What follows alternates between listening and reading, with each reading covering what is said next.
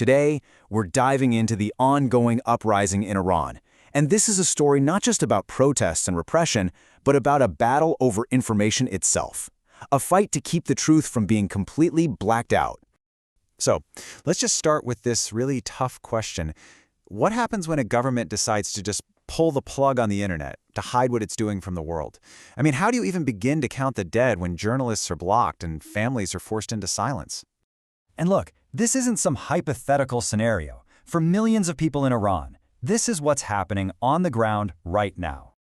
Okay, so what we're talking about are the 2025-2026 Iranian protests.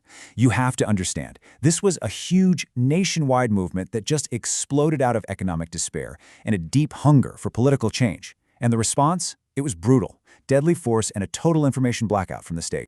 So, as we get into the details, I want you to just keep this in the back of your mind.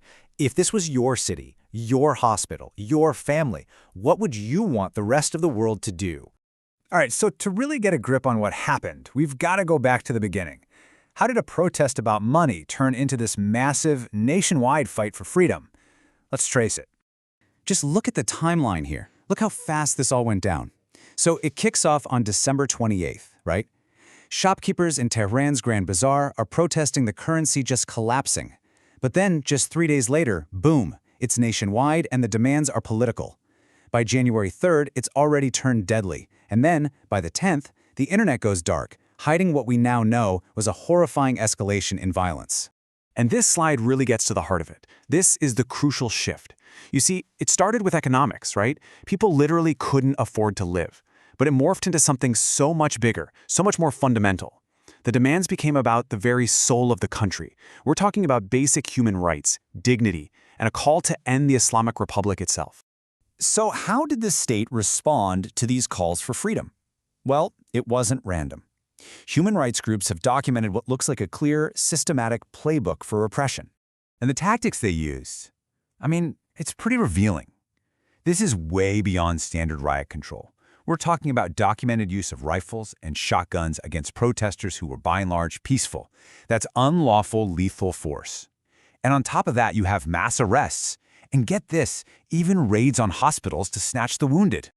Just to give you a sense of the scale here, look at this number. Over 2,000 people arrested in just the first 10 days. This wasn't about picking off a few leaders. This was a dragnet, a sweeping effort to just crush the entire movement. And you have to understand, this wasn't just random violence from rogue forces. This quote from the Supreme Leader, Ali Khamenei, came on the very same day that at least 11 protesters were killed.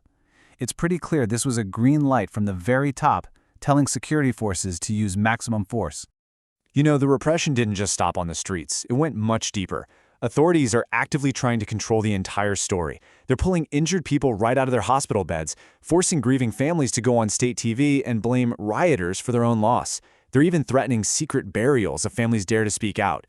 It creates this atmosphere of absolute terror, and it makes finding out the truth, well, it's incredibly difficult. And all of that leads us right to the heart of this information war. Just how do you count the human cost when the state is doing everything in its power to hide it?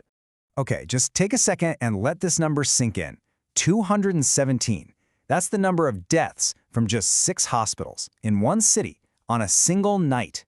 This one piece of leaked information gives us a terrifying glimpse of the staggering level of violence that was happening behind that internet blackout.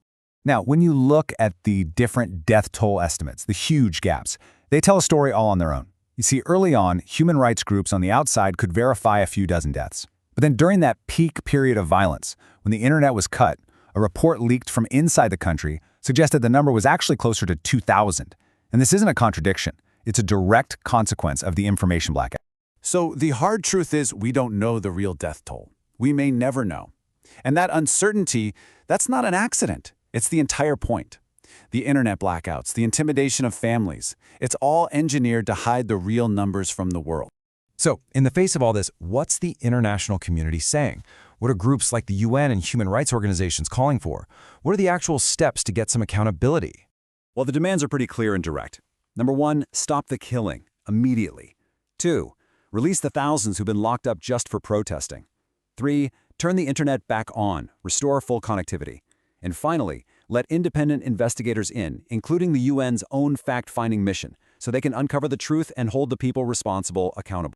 So here's where we're left. A government using bullets and blackouts to crush its own people, and families who can't even mourn their dead without fear. And that really brings up a final, crucial question for all of us. In a world where cutting off information can be just as deadly as a bullet, what's our responsibility to try and see past the blackout?